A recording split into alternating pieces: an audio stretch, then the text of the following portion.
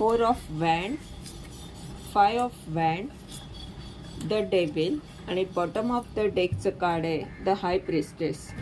तुमची ऊर्जा आत्तापर्यंत विखुरलेली होती.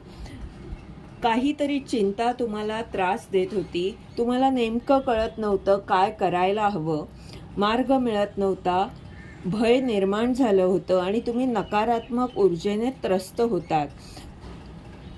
पण आता तुमची अंतर्ज्ञान शक्ती तुम्हाला योग्य प्रकारे मार्गदर्शन करत आहे.